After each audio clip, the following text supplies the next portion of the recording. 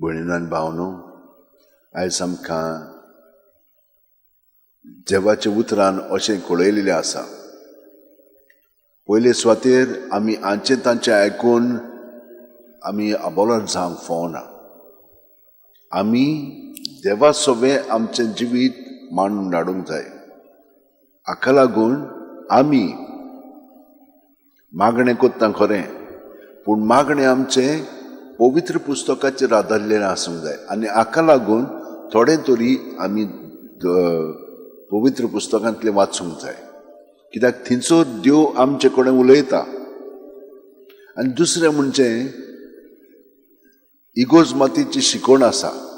पाप साहेब आमकां शिकवण दर वेळा दिता.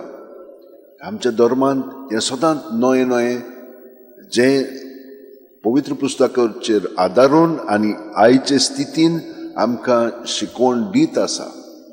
आमचो आर्च बिशप दर वर्सा आमकां आपली पास्टरल लेटर दिता.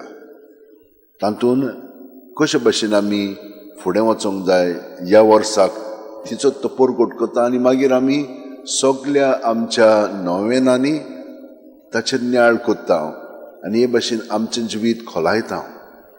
ताका लागून दुसरी आमकां कितें सांगतात तें आयकून तें आमी जेजूच्या नांवान जेजूचेर दवरूंक जाय, कित्याक तातूंत कितें आहा तें आमकां ताचो पवित्र आत्मो कळीत करतलो. आनी हे भशेन आमी फुडें वचोंक लागतले. नाजाल्यार पळयात, धर्मशास्त्री आनी फारिझेय देखून बरें करचे आसतना वायट करतात. भायलो शो पूण भितरल्यान कुस्की, भितरल्यान साफ ना. जेजू तांकां सांगता भितरलें पयलें साफ कर आनी भायल्यान सगळें मागीर बरें जातलें. नाजाल्यार भायलो शो करतात पूण भितरल्यान नागोवणें आनी दुसऱ्यांक फसोवपी, लबाडी बोलपी असलें चलता. भायलो शो नाका. आनी तांचे आमी पळोवन निराशी जावंक फावना. तांचे पळोवन आमी देवाचें उतर आनी ताचेर आदारून आमचें जिवीत घडोवन हाडूंक जाय. आतां रोज लिमा, तिचें नांव इजाबेल फ्लोरेस म्हणून आसलेलें.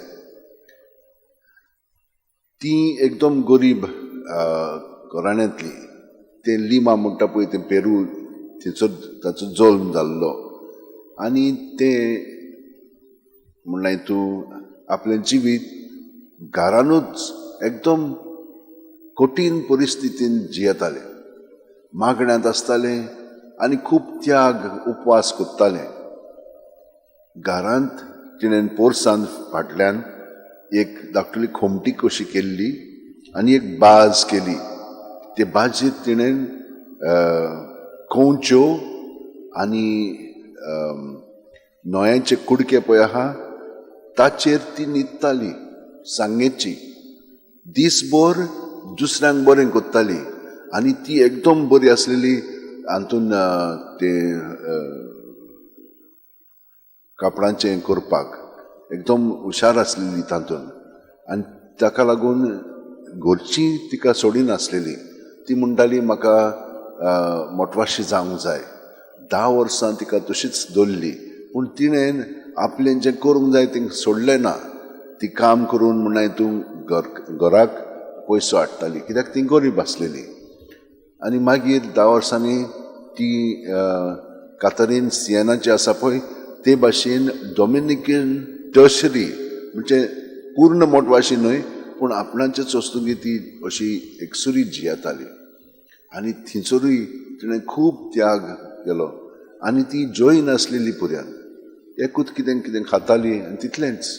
बाकीचें सगळ्यांक तिणेन आपल्या केंसांचेर एक मुकूट घाल्लो आनी ताका खिळे आसलेले ते तिका तोपताले. पेंगटाक तिणेन तशीच एक चेन घातलेली जाका सगळे हे आसलेले खिळे आसलेले ते तिचेशी तोपताले. आनी तेच भाशेन ती त्याग करून सगळ्यांची सेवा करताली. आनी ती एकदम रुपान बरी आसलेली. मीठ आनी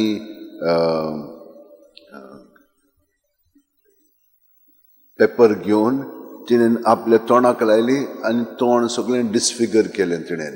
हे भाशेन ती आपलें जिवीत सादताली, पूण लोकांक गरिबांक खूब बरें कोत्ताली. 31 वर्सांची ती मेली आनी मेल्या उपरांत इतल्यो मिलाग्री जावंक लागल्यो की तिका रोखडीच सांत केली. ती पयली सांत सावथ अमेरिकाची. तर आमी तिचे भाशेन आमचें जिवीत जेजूच्या एकवटान जिवोया. आमकां तितलो त्याग आनी मागणी करपाची गरज ना, पूण जें आमी कोत्ता तें पूर्णपणे करया. हांव तुमकां सदांच सांगता, 5 मिनट न्हिदच्या आदीं आनी उठल्या उपरांत 5 मिनट तर आमी जेजूच्या एकवटान सारीत सगळीं आमची चिंतना भावना ताचेर दरीत खरेपणी, जाल्यार आमची आख्खी रात मागण्यांची जातली आनी आख्खो दीस आमी जेजूच्या एकवटान सादतल्या. आमची चिंतना भावना आमी जेजूचेर दवरतल्या. दुसरी कितें म्हणटात कोत्तात तें आमी जेजूचेर दवरून आमकां तांच्या पातकान पडना आसतना जेजू सगळें तें सगळें दवरून जेजू आमकां कशे भाशेन ताच्या एकवटान जिवंक जाय तें शिकयता आनी खूब जाणां हे भाशेन करूंक लागलीं आसात. आतां आमचे हात अशे उंटेन दवरया, दोळे बंद करया आनी प्रत्येक सुस्कारांत जेजूच्या एकवटांत आमी रावया. भियेन आसतना हें सगळें भितर दवरचें न्ही.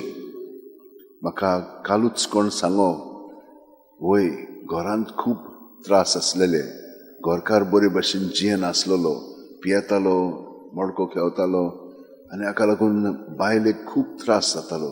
हें सगळें तिणेन भितरूच दवरलें आनी आपलें जिवीत सारलें. पूण तिका मागीर व्हड्याक कांकरू जालो आनी हे भाशेन ती ओड्डू जाता. वय आमी भितर दवरचें न्ही, कितेंय वदरूश येवं भितर दोनी नासतना भायर काडया, जेजूचेर दवरया आनी तो आमकां गोठाय दितलो.